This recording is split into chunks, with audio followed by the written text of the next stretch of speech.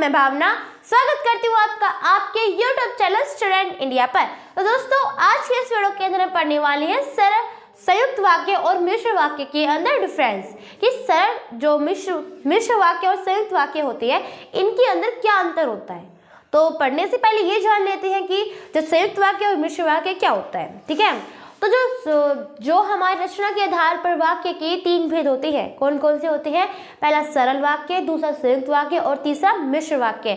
जो सरल वाक्य है उसे हम आज के इस वीडियो के अंदर नहीं पढ़ेंगे, नेक्स्ट वीडियो के अंदर मैं आपको सरल वाक्य के बारे में बताऊंगी। ठीक है, तो पहले तो हम ये जान लेते हैं कि संयुक्त वाक्य और मिश्र वाक्य क्या होते हैं। ठीक है, तो इनके बारे में बता देती हूँ पहले तो कि अब सरल वाक्य क्या होते हैं। जो रचना के आधार पर वाक्य के तीन भेद है, सरल वाक्य, संयुक्त वाक्य और मिश्र वाक्य। पहले उनकी डेफिनेशन जान लेते हैं। तो जो सरल वाक्य होता है, ये जिस भी वाक्य के अंदर एक उद्देश्य होता हो, एक विधि होती है, उन्हें हम सरल वाक्य कहते हैं। बिल्कुल सिंपल साधारण वाक्य को हम सरल वाक्य कहते हैं। जैसे कि राम खेलता है, सीता पढ़ती है, या फिर कोई वह जा रहा है, वह खेल रहा है, ये सब सिंपल वाक्य होते हैं, यही हमारे सरल वाक्य कहलाते हैं। दूसरा आता है हमारा संयुक्त वाक्य। तो संयुक्त वाक्य जो होता है इसके अंदर होता है कोई भी वाक्य की समुच्चय बोधक अव्यय द्वारा जुड़े होती हैं, उन्हें संयुक्त वाक्य कहते हैं। फॉर एग्जाम्पल, राम खेल रहा है और सीता पढ़ रही है, इसके अंदर जो और है ये योजक है, मतलब समुच्चय बोधक अव्यय है जिसने इन दोनों वाक्यों को जोड़ दिया है। ठीक है, और फिर आता है मिश्र वाक्य। मिश्र वाक्य में क्या होता है, एक प्रधान वाक्य होता है और उस पर आश्रित कोई उपवाक्य होता है, उसे बोलते हैं मिश्र वाक्य, जिसमें एक जो वाक्य हो प्रधान हो, जो अपने आप में बिल्कुल प्रधान हो, और दूसरा जो वाक्य होता है वो उस पर डिपेंड हो, जो प्रधान वाक्य पर डिपेंड हो या निर्भर हो। ठीक है, अब देख लेते हैं उदाहरण। ठीक है, तो पहले तो हम जो मैंने लिखा है इसके बारे में पढ़ लेते हैं। तो क्या कहा गया इसमें कि जैसे ही रमेश ऑफिस पहुंचा, बॉस ने उसे डांटना शुरू कर दिया। ये वाक्य है। अब हमें बताना है कि कौन सा वाक्य है, तो ये हमें बताना है कि ये वाक्य कौन सा है। तो जैसे ही रमेश ने ऑफिस पहुंचा, क्या ये एक सरल वाक्य है। अब सरल वाक्य मैंने क्या बताया, जिसमें एक ही उद्देश्य और एक ही विधेय होता है, और ये तो बिल्कुल सिंपल वाक्य भी नहीं ना, एक उद्देश्य है। उद्देश्य और विधेय पता है क्या होता है। उद्देश्य क्या होता है, सब्जेक्ट कर्ता, और विधेय जो कर्ता के बाद जो भी कुछ बच जाता है लास्ट में वो सब विधेय कहलाता है। जैसे कि राम खेल रहा है, राम खेल रहा है, तो इस वाक्य में राम तो उद्देश्य है, सब्जेक्ट है, बट बाकी का सब बचा हुआ क्या होता है, विधेय होता है। जिस भी वाक्य में एक ही उद्देश्य होता है और एक ही क्या होता है, विधेय होता है, उन्हें हम सरल वाक्य कहते हैं। बट इसमें तो दो तो हमारे क्या है, उद्देश्य हैं, और दो ही हमारे विधेय हैं। ठीक है, तो ये हमारा सरल वाक्य तो है ही नहीं। और संयुक्त वाक्य क्या होता है, समुच्चय बोधक अव्यय द्वारा जुड़े होते हैं, और इस समुच्चय बोधक अव्यय तो इसमें है ही नहीं कहीं पे भी। और जो समुच्चय बोधक अव्यय में क्या होता है, दोनों वाक्य प्रधान होते हैं, कोई किसी पर आश्रित नहीं होता। जो पहला वाक्य होता है वो भी प्रधान होता है, और जो दूसरा वाक्य होता है वो भी प्रधान होता है, और उनको जोड़ने वाला जो और लगता है वो अव्यय होता है। जैसे ही रमेश ऑफिस पहुंचा, इस वाक्य में ये क्या है, हमारा प्रधान वाक्य है। क्यों है, देखो, बॉस ने उसे डांटना शुरू कर दिया। और बॉस ने कब डांटा, जब रमेश घर मतलब ऑफिस पहुंचा। अब बॉस भी उसे तभी डांटेगा जब रमेश घर पहुंचेगा, ऑफिस पहुंचेगा। अब जब रमेश ही ऑफिस नहीं पहुंचेगा तो बॉस उसे कैसे डांटेगा। तो ये तो बॉस का डांटना तो आश्रित है, और रमेश का पहुंचना क्या है, प्रधान है। अब जब ये कार्य नहीं होगा तो दूसरा कार्य भी नहीं हो सकता, ये इस कार्य पर डिपेंड है। ठीक है, तो जिसमें मैंने अब क्या बताया, जिसमें एक प्रधान वाक्य हो और उससे आश्रित दूसरा उपवाक्य हो, उसे क्या कहते हैं, उसे कहते हैं मिश्र वाक्य, जिसे मिश्रित वाक्य बोल सकते हैं, मिश्र वाक्य।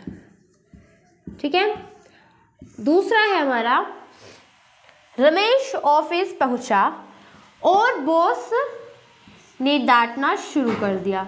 रमेश ऑफिस पहुंचा और बॉस ने डांटना शुरू कर दिया। इस वाक्य के अंदर जो रमेश ऑफिस पहुंचा, ये क्या है, प्रधान वाक्य है, मतलब ये पूर्ण वाक्य है, किसी पर डिपेंड नहीं है, और बॉस ने उसे डांटना शुरू कर दिया, ये भी प्रधान, ये भी किसी पर आश्रित नहीं है। अब कहोगे कि वो भी तो इसमें था, ये तो आश्रित था, इसमें ये आश्रित जो वाक्य था इसके अंदर कहा था कि उसे डांटना शुरू कर दिया, किसको? रमेश को डांटना शुरू करा था ना। उसने कहा था कि बॉस ने उसे डांटना शुरू कर दिया, उसके पहुंचते ही उसे डांटना शुरू कर दिया, बट इसमें से अलग कर दिया, इसमें इस पर आश्रित नहीं किया इस वाक्य को, इसमें क्या किया, इसको खोल दिया, अलग अलग करके लिख दिया कि रमेश ऑफिस पहुंचा, ये अलग वाक्य है, प्रधान है। और बाद में फिर बोला है कि और बॉस ने डांटना शुरू कर दिया, उसे रमेश को बॉस ने डांटना शुरू कर दिया। ये इस पर आश्रित नहीं है, उसे कभी भी डांट सकता है। ठीक है, देखो ये और जो है ये दोनों क्या है, प्रधान वाक्य है। इस और को किसने, जो और है इसने इन दोनों वाक्य को जोड़ दिया है। और क्या है, समुच्चयबोधक अव्यय है, योजक है।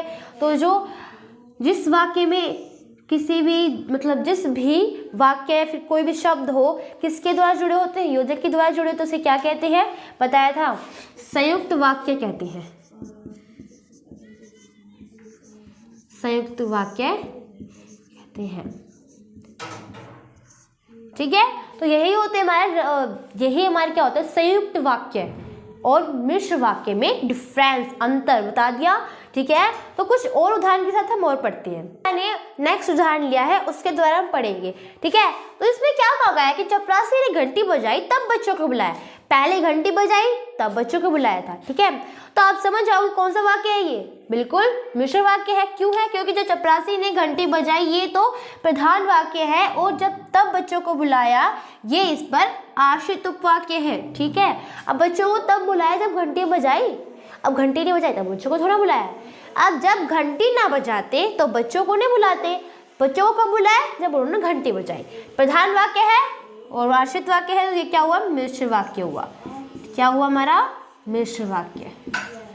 ठीक है, और नेक्स्ट है, चपरासी ने घंटी बजाई और बच्चों को बुलाया, तभी बच्चों को नहीं बुलाया और बच्चों को बुलाया, ये अलग वाक्य है और वो भी अलग वाक्य है। ठीक है, तो जो अलग अलग ये हमारा क्या है, प्रधान है, वो भी अपने आप में प्रधान है, कोई आश्रित वाक्य उपवाक्य नहीं है।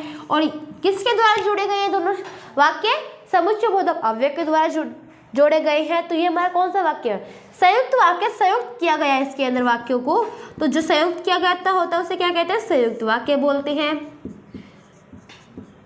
संयुक्त वाक्य।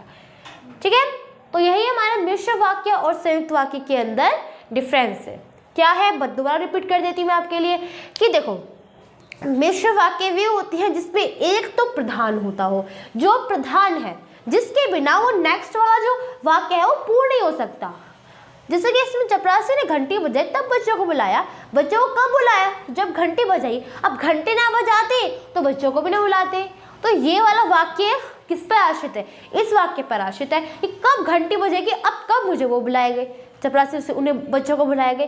तो ये जो है ये किस पर आश्रित है, इस घंटी बजाने पर आश्रित है। तो ये मिश्र वाक्य हुआ। इसमें क्या कहा गया है कि इसमें इन दोनों वाक्यों को जोड़ दिया गया है और इसे और की सहायता से जोड़ा है। तो ये क्या हुआ,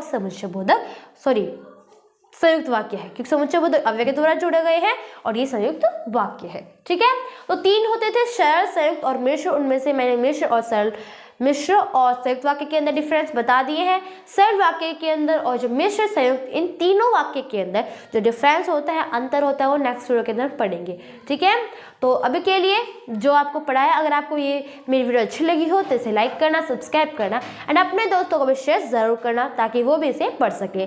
ठीक है, तो मैं फिर से कहती हूँ, अगर आपको मेरी वीडियो अच्छी लगी हो तो इसे लाइक करना, सब्सक्राइब करना एंड शेयर करना। Thanks for watching my video. तब तक के लिए आप हमेशा खुश हो। जय हिंद, जय भारत।